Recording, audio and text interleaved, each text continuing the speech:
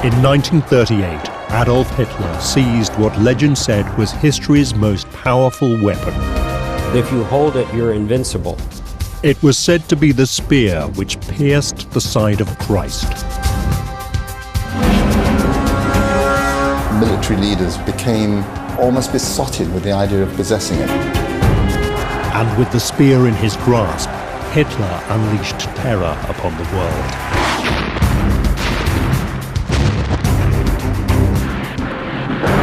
But in the chaos of war, this most valuable of Europe's treasures simply vanished. This was an emblem of war, twisted by the Nazis to become symbols of the Third Reich. But one man, Walter Horn, would uncover the mystery of what had happened to the Spear of Destiny. And one of America's finest generals, obsessed with the spear, would launch a mission to find it.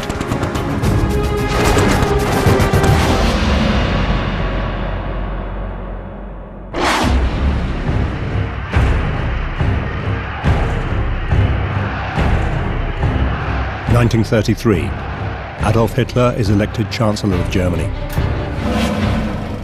Hitler was by no means a normal person to be leading a country in the middle of Europe in the middle of the 20th century, and especially one the size of Germany. He was a very embittered, lonely, twisted, abnormal individual who had an enormous amount of drive and this famous will to power. And that's what really, spurred him on. He is desperate to be the all-powerful leader of the German people and create a new Germanic empire. The trouble is, he had won less than half of the popular vote. His grip on power was nothing like as strong as many people think. I mean, after all, most people hadn't voted for Hitler. The country is divided, and to realize his dreams, he will need to unite it. Germany was, until just a few years before, in real terms, just a collection of very, very small states. You've got people in, all up near the Danish border, and you've got people all the way down near Munich and as far east into what would now be part of Poland. So how do you unify these people? Hitler encourages the Germans to look to what he says is their past. He wants to portray himself as a man who will restore Germany to a time when it ruled Europe. And he wants to extend its borders to those of the greatest German empire in history, the Holy Roman Empire.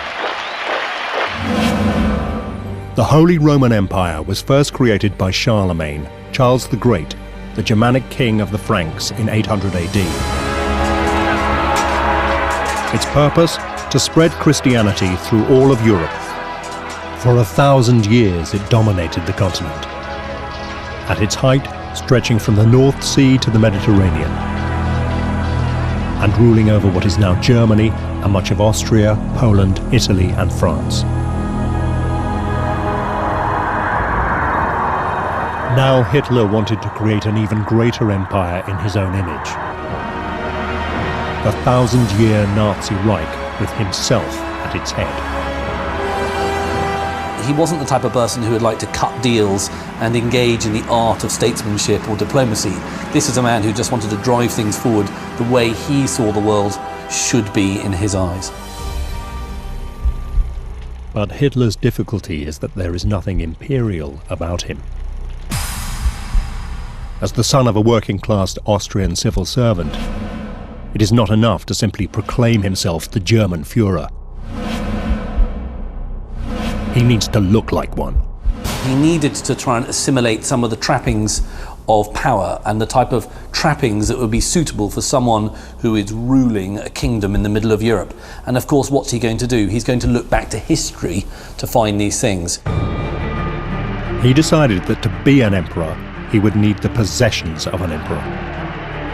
Hitler was looking for an emblem that would underpin his claim to be leading the German people back to a new era. What do we need? Well, we need various items that are associated with other people in power. The Holy Roman emperors had held crown jewels as symbols of their authority. An imperial crown, a scepter, and an orb. But of all these symbols of past German glory, one is more important than all the others.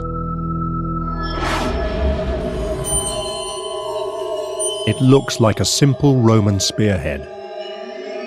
It is the Spear of Destiny.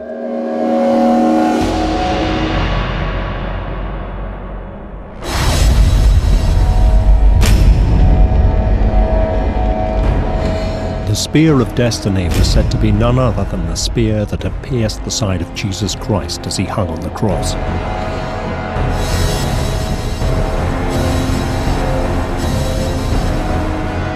The myth said that it was wielded by a Roman centurion called Longinus.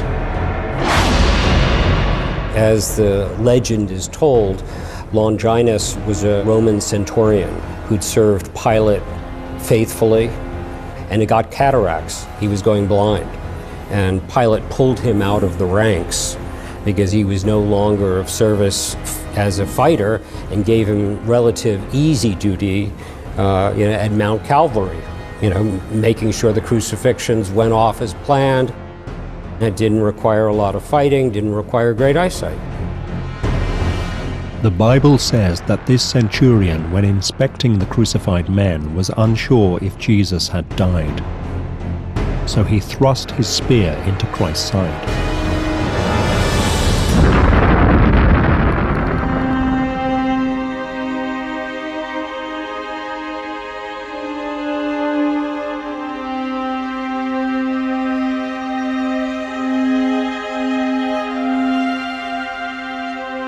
Blood allegedly dripped down the side of the spear into Longinus's eyes. He was cured of cataracts. He was cured of his blindness. He had a vision of the future. He had a vision of Jesus as the Messiah. Longinus was converted instantly.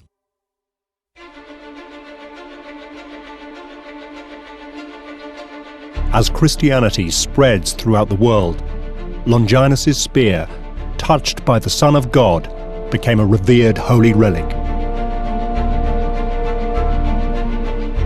The spear was passed down, first through a succession of Roman emperors, and then to Charlemagne. Charlemagne carries it into battle, is invincible as long as it's in his hands. It becomes known as a talisman for conquerors, for military force.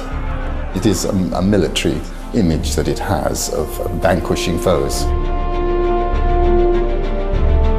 Such was its mystique that every Holy Roman Emperor after Charlemagne wanted to possess it. It became a symbol of their authority. The spear, at a very early point in history, is a reflection of power, of strength. Legend says that whoever held the spear would be undefeated in battle. So not only do you get a sense of whoever has this is the true world monarch because he has it, but if you hold it, you're invincible.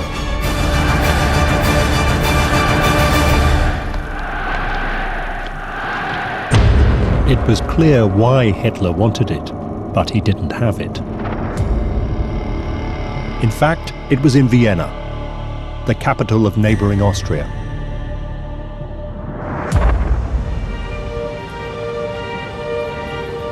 When the Holy Roman Empire was dissolved in 1806, its heirs, the Habsburgs, moved the spear to Austria, where it ended up on display in the Hofburg Palace. And it was here in 1908 that Adolf Hitler, then a struggling Austrian painter, had first seen the spear and begun to covet it. According to one version of the story, Hitler had actually seen the spear in the museum there, and apparently he may have had some sort of moment of epiphany in which he realised that this was an incredibly important object and he had been sort of touched by it. Whether that's true or not doesn't really matter. The point was, it was regarded as being important. Hitler had long known where it was. And now he was German Führer. All he had to do was take it.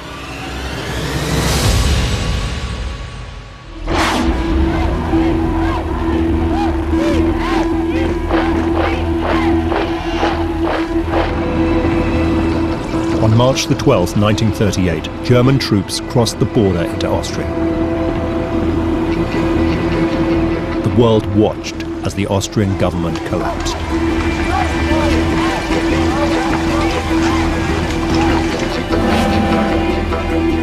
Hitler was killing two birds with one stone. He was reclaiming lands once held by the Roman Empire, and was now on the brink of seizing the Spear of Destiny. You've got to realise that Austria and Germany are, in Hitler's eyes, indivisible, and indeed they should never have been divided in the first place. With Austria in his grasp, Hitler now activated the second part of his plan.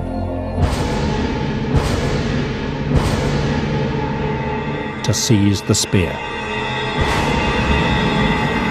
As the story is told, as the panzers were driving, across the border into Austria, Hitler had an SS officer in civilian garb already planted in the museum.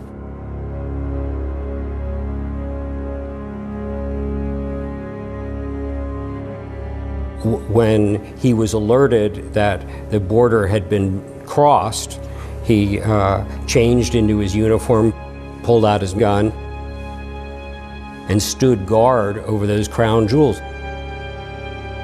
Nobody was to touch them until Hitler arrived.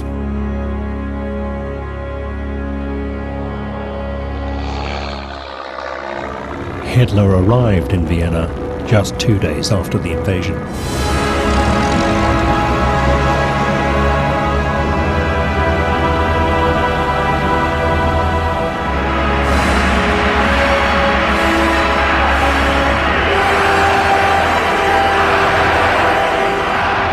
One of the very first things he does is to go to the Habsburg Museum, go to the display case where the spear and the crown jewels are,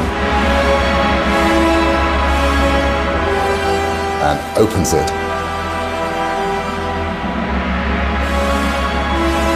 And takes possession of the spear. He took hold of the spear on March the 15th. It was not a date picked by accident. He took the Spear of Destiny on St. Longinus Day. That's when the centurion, who allegedly carried it at the crucifixion, is honored.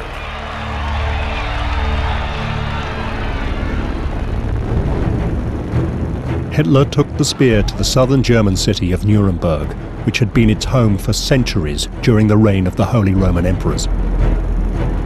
There was absolutely no question where Hitler was going to take the spear once he absconded with it from Austria. He was going to take it back to Nuremberg, back to its spiritual home, what was to be the spiritual headquarters, the spiritual capital of Nazism, of the 1,000-year Reich. Taking his lead from the Holy Roman Empire, Hitler had decided to place Nuremberg at the center of his new Nazi Reich.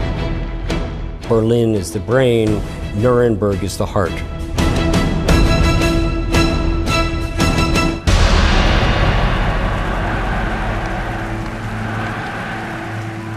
Here he had built vast parade grounds holding hundreds of thousands of spectators. He staged enormous rallies showcasing German military might. Extravagant displays presented the German people with an image of the future based on his vision of the past. We see newsreels today of the parades going through the streets in Nuremberg, of soldiers dressed as medieval knights.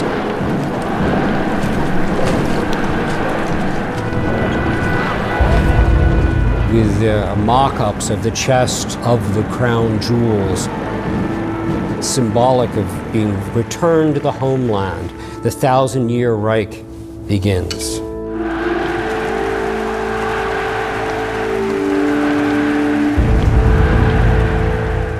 By displaying the spear and the crown jewels, his message could not have been any clearer. Ein freies deutsches Volk in einem starken deutschen Reich. He was the heir to the Holy Roman Emperors.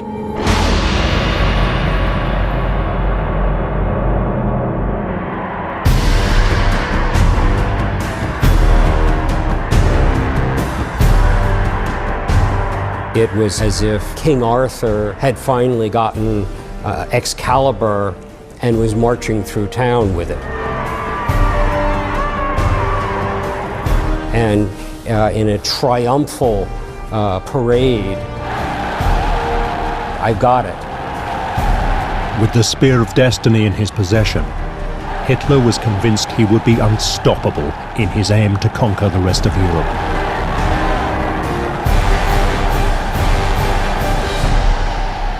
But of course, it didn't turn out that way.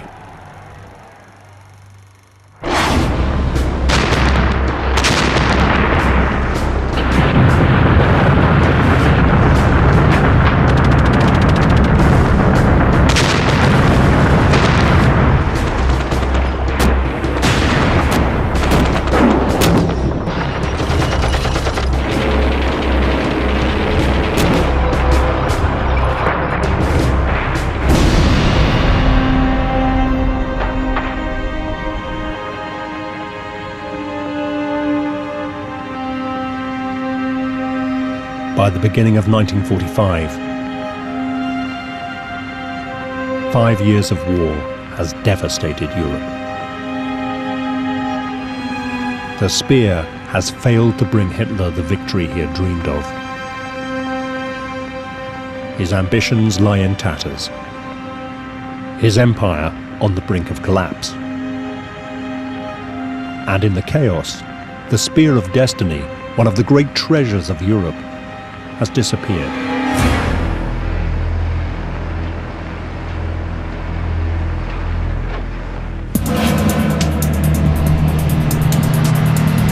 But on an American army base in Belgium, pure luck will allow one man to track it down. Walter Horn is a lieutenant in the US Third Army. His mission? To interrogate German prisoners of war.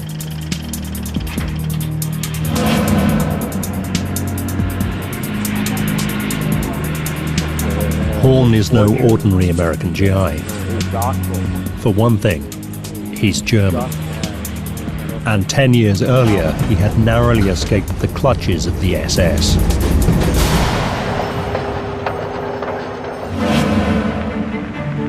In the 1930s, Horn was at university in Heidelberg, southwest Germany. His passion, art history. His specialty was the relics of the Holy Roman Empire. He was an art history major who just had the misfortune to get his doctoral degree in 1933, just as Adolf Hitler had come to power.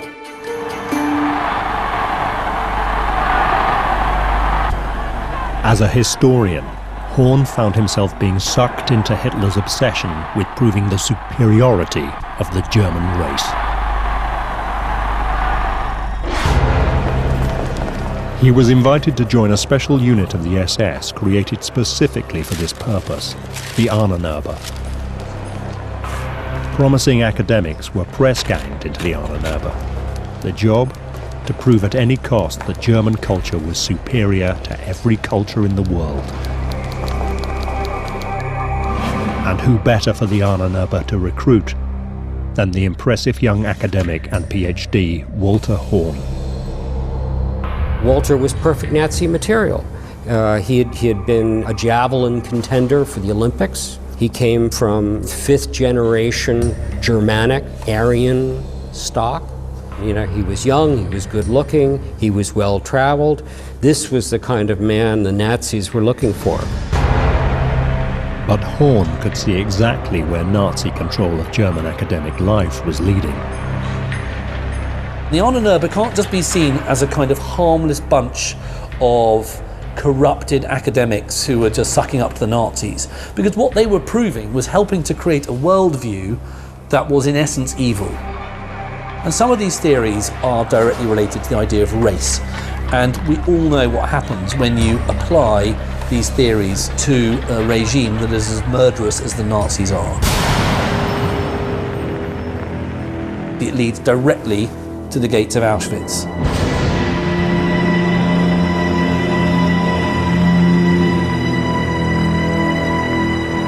Horn wanted no part of it. So in 1934, he decided to flee Germany. He didn't want to give up his homeland, but he saw no option around it. One thing he knew is he had to get out of Germany.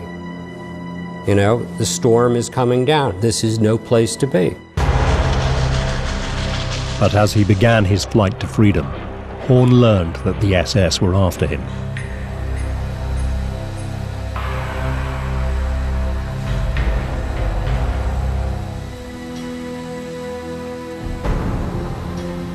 He was very concerned.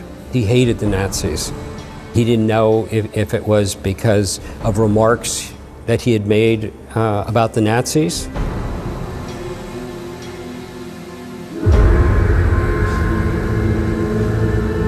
To his horror, one SS officer had managed to track him down.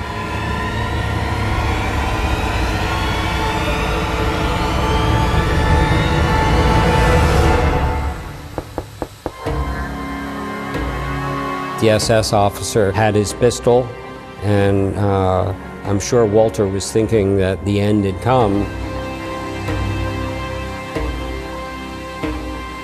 But Horn was in for yet another surprise. The SS officer essentially, you know, told him, "Yes, we're looking for people like you, but good luck. Just don't come back."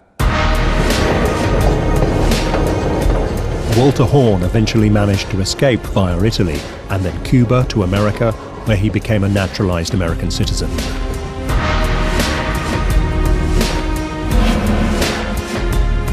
And that is how, as a fluent German speaker, he ended up in Belgium interrogating POWs at the tail end of the war. As the Allied armies worked their way into Germany, behind the front lines, you've got units doing various sort of ancillary roles that are nevertheless vitally important. One of these, of course, is to hunt for criminals. I mean, straight manhunts. And what these people are doing, these war crimes units, is to hunt for evidence, you know, which hasn't been burnt by the Gestapo. For months, Horn had been uncovering very little, but one afternoon, a harmless-looking POW changed all that. Quite late in the day, relative old man is taken out of the prisoner pen to be interrogated. Private Fritz Huber. Fritz Huber has nothing really to contribute, or so it seems. Private Huber said, "I'm sorry, I can't tell you any information because I don't know any information. All I've been doing is, you know, slogging gun cases around." Walter felt sorry for him, offered him a cigarette, offered him a cup of coffee, and they just sat and chatted. Then, Huber revealed something that would blow Walter Horn's mind. Huber said, "I do know of a special treasure, a hidden treasure. Are you at all interested in art history?" Little could Huber have known the man he was talking to had a doctorate in art history. There wasn't anything in the world Walter wanted to hear more about, you know, than art and antiques. Huber began to tell Horn about a Nazi treasure trove hidden beneath Nuremberg Castle, one which supposedly contained any number of priceless pieces of art. Horn listened intently as Huber listed the sort of items that any imaginary pirate hoard might contain. Huber was describing various treasures, which could have been any kind of depositories, because we know the Nazis looted, major museums. But this collection was different.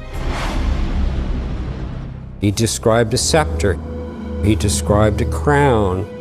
He described a golden orb, what they call, the world orb of Christianity.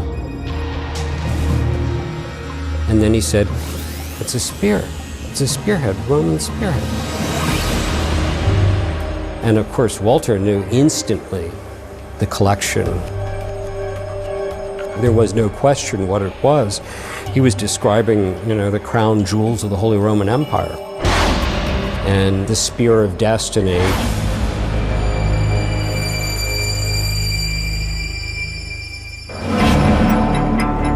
Horn pushed Huber for every detail and was amazed to find out the lengths that the Nazis had gone to protect the Spear of Destiny. Huber said his father had been hired by the head of the Nazi SS, Heinrich Himmler, to install a ventilation system in a hidden vault beneath Nuremberg Castle. And, oh, by the way, my mother goes in once a week to check on the treasures that are kept in this vault. She has to check the humidity, check against insects. My mother's got to wear white gloves. And as Huber is telling this story, Walter's getting more and more interested. Huber described a network of tunnels beneath the castle which led out to a secret entrance on the streets below. It looked like an active, ongoing antique shop and had two doors for bringing items in and out, but of course it was Nazis who were going the in and out.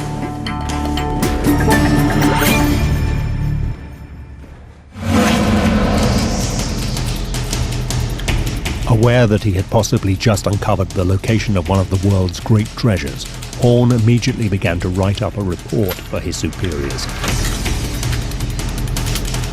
But fearing the American High Command wouldn't understand the importance of the spear, Horn made sure to write in detail, even drawing a map of the city to show where the vault could be found.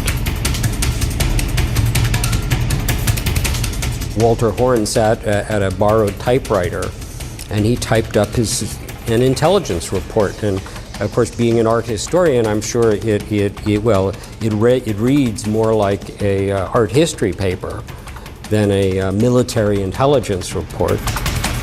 Horn worked quickly.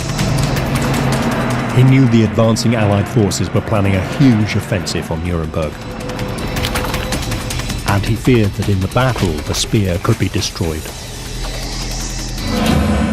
He mailed it off, fully thinking that this would be dismissed as tangential to the fighting going on, that what military commander would possibly conceive the Holy Roman Empire, crown jewels, and the Spear of Destiny to be a military objective. But in another amazing stroke of luck, Horn's report eventually landed on the desk of the one man who had both the power and the will to save the spear.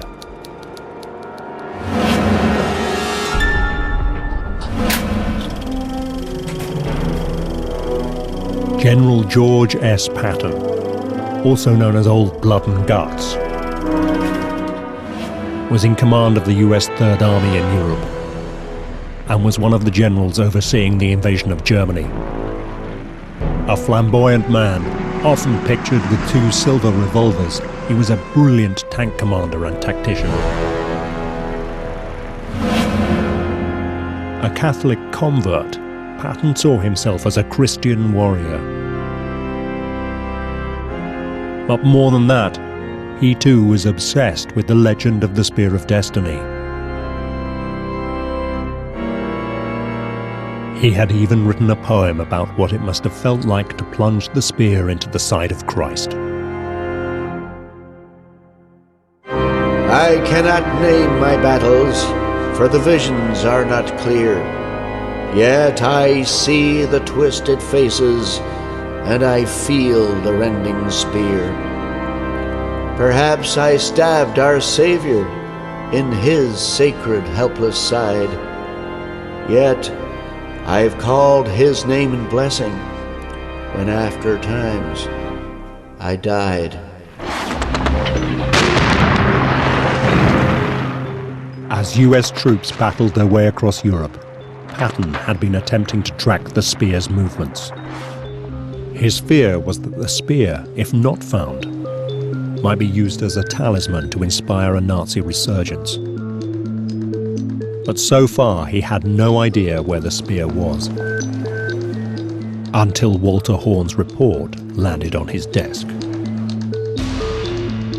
Lo and behold, that's exactly what Patton was looking for, and he found it in that intelligence report. Light bulb went off. This was a military objective for Patton. On the eve of the assault on Nuremberg, Patton took an amazing decision. He ensured that a crack team of soldiers was sent to locate the secret vault. But it would be no easy task.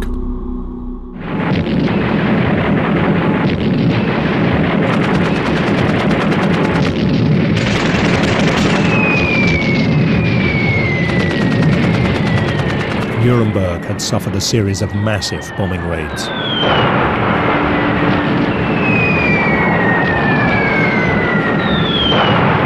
Thousands had died, hundreds of thousands displaced. They talk about the devastation in Dresden, but the devastation in Dresden essentially came from a fire that spread.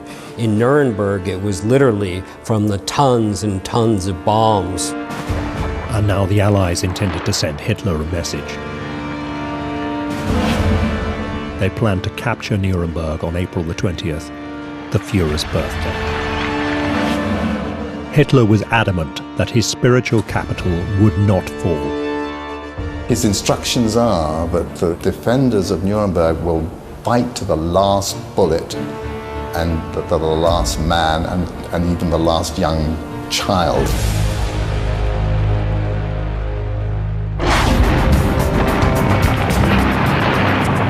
On April the 16th, the US Army began a fight to the death for the city.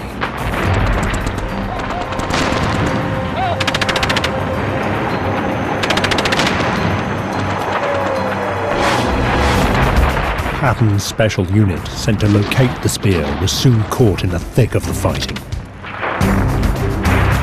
It was narrow, medieval streets, big battlements.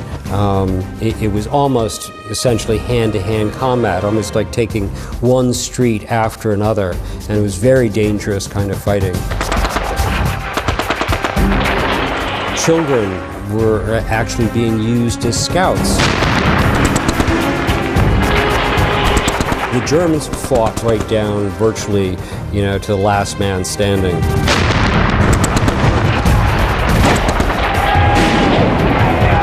In the chaos of the battle, Patton's unit, armed with Horn's man, embarked on their dangerous mission to locate the secret vault.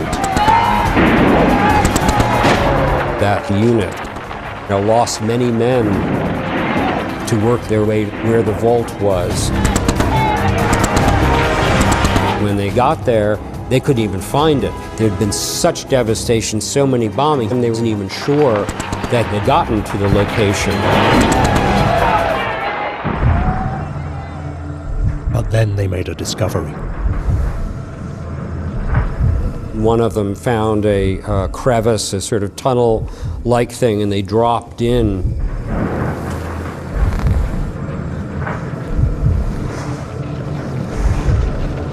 At the end of a long, dark underground tunnel, they found something staggering.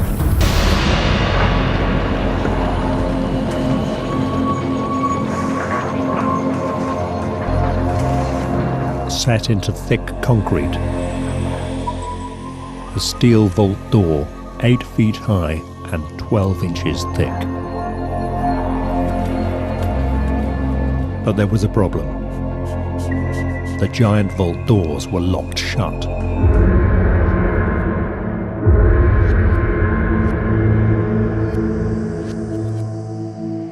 door itself was impenetrable at that point. When one of the munitions men was literally about to, plug dynamite in the sides of this giant vault door. But just moments before the charges were detonated, a German civilian came forward and stopped the munitions man. Luckily, he was stopped at the last minute because, God knows what might have happened to the contents inside. A German a representative, the mayor of Nuremberg, gave the Allies the combination of this vault. He said, please don't blow this up. Very special things here, and they opened the vault. Behind the giant door, the GIs discovered a vast and incredibly sophisticated underground complex. This had to be the vault that the prisoner Huber had described, but it was on a scale beyond anything they had imagined. Commissioned by Heinrich Himmler, it was an enormous expansion of old beer cellars beneath the Nuremberg castle. Himmler secretly sent in teams of architects, teams of builders to reconfigure this beer cellar into a high-tech vault. And I don't use that term high-tech loosely. Foot-thick reinforced steel, special locking mechanisms. The walls were lined with various materials to keep the moisture out. Air purification system, its own generator system. It had water, it had showers, it had baths, it had a kitchen, it had its own little escape hatch. You could have a team of people living in there for months at a time. The GIs could hardly believe what they had found. But unsure of exactly what they had discovered, the message was sent for Horn to come to Nuremberg to identify the contents of the vault.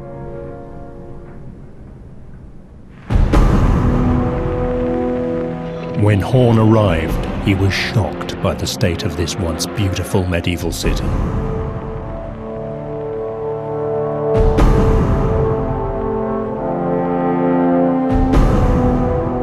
Picture a moonscape, picture churches missing their roofs, bodies strewn about.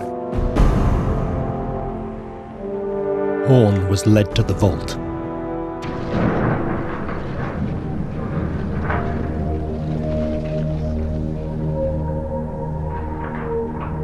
Even though the contents had been described to him by Huber, Horn was stunned by what the vaults contained. There is just this fantastic room full of Europe's treasure, which can rival anything you'll see in the Louvre or the British Museum, and it really is a real treasure trove. And the guys who went in there realised, my God, I mean, how much had the Nazis taken? Every box was just full of something more and more incredible.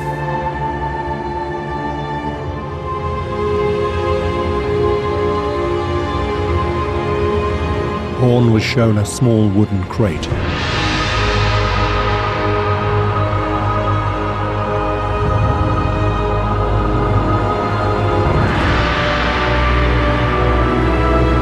In it, unmistakable to Horn's expert eyes, was the Spear of Destiny.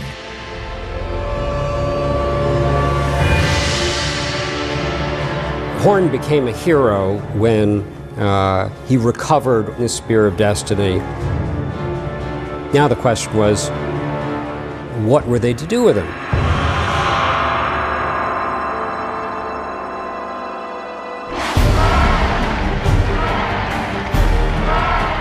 May 1945, the Allies declare victory over Hitler's Nazi regime.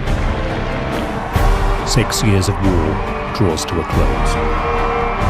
Hitler had committed suicide in his Berlin bunker.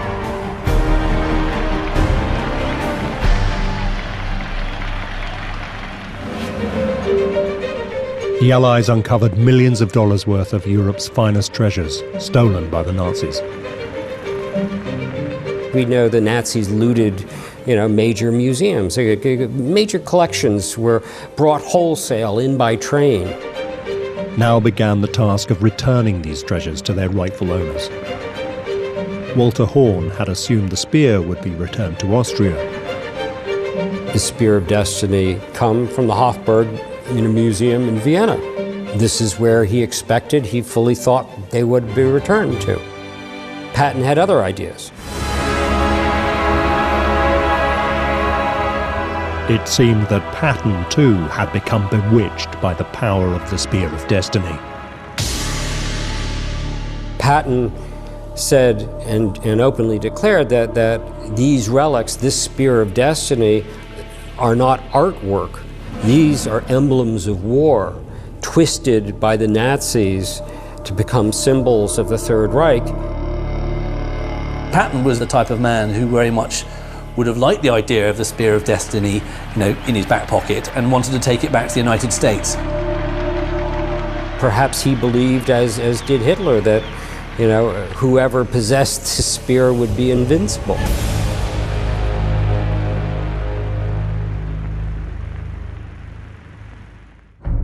So adamant was Patton on having the spear that Dwight Eisenhower, the supreme commander of all Allied troops in Europe, had to intervene. A huge argument broke out between these two iconic figures.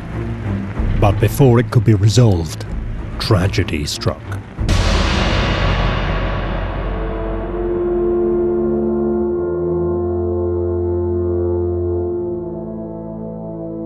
His car is hit by a lorry. He's virtually paralyzed. He's in hospital for a short period and then he dies.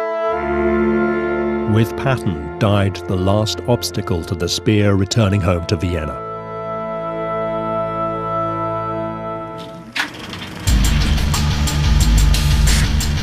Special plane was dispatched under a very heavy armed guard because these are considered the most valuable treasures that the Nazis had ever looted.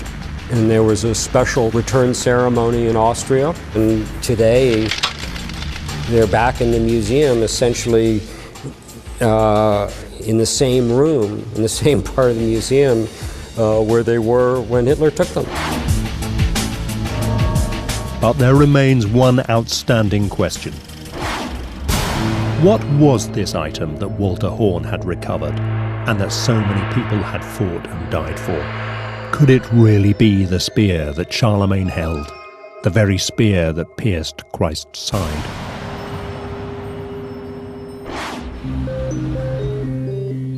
Robert Feather, a trained metallurgist, was the first person in 40 years to be allowed to examine the spear scientifically.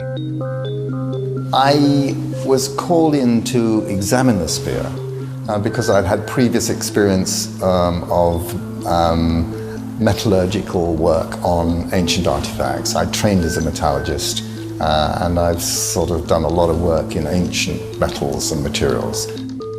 One of the first tests he did was to see if there were traces of blood on the spear. If it were Christ's blood, it would be the most staggering discovery of all time.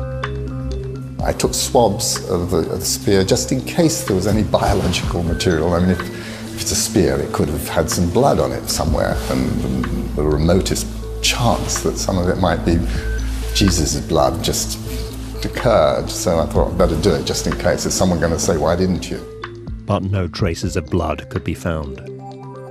Next, he did a series of non-destructive tests to uncover the age of the spear. We did XRF, which is X-ray fluorescent tests. We did microscopic analysis. We did full high-powered X-ray analysis. These tests finally gave an approximate date to the spear itself. The 7th or 8th century AD. To say that it was the spear that went into the side of Jesus, I think is rather difficult, if not virtually impossible. It's impossible really to have had much contact with someone who had supposedly died 8 centuries before it was made. Science had proven that the Vienna lance was not the spear that had pierced the side of Christ. So does this mean it is worthless? Had thousands of lives been risked in pursuit of nothing more than a medieval forgery? After all, one uncomfortable fact, even for Hitler, was that it wasn't the only spear claiming to be the spear of destiny. Problem with the spear is that there are quite a few of them. I mean, I think there are at least 4. There are competitor spears in different places to the Vienna spear. There's one in Etzmiad in Armenia. It doesn't look very much like a spear, and it's more rather like a Roman bannerhead, but nevertheless they revere it.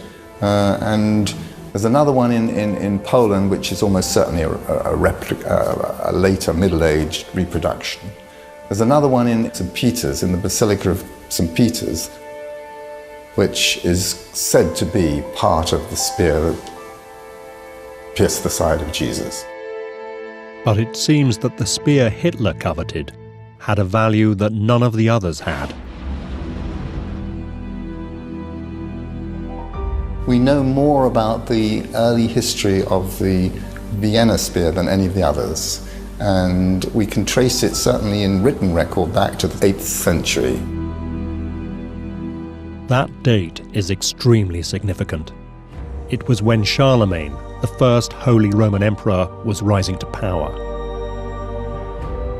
This spear may not have been the spear which pierced Christ's side, but it was the spear held by the Holy Roman Emperors.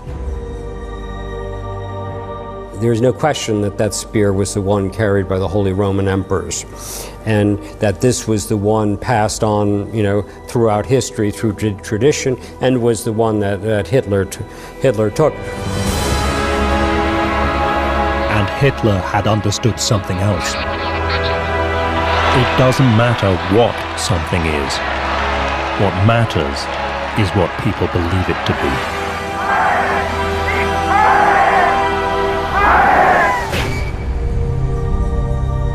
For centuries, the spear had been revered by the most powerful rulers of Europe, and that, for Hitler, was enough to make it something worth having. It doesn't really matter whether this was the spear that was shoved into the side of Jesus. It doesn't matter.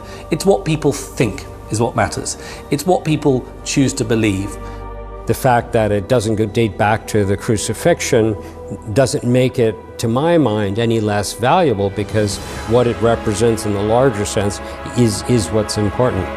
Even though it's very easy today to look at it as all being part of, it's all mumbo jumbo, it's kind of, junk history, it's kind of mythology, it's superstition, it's important.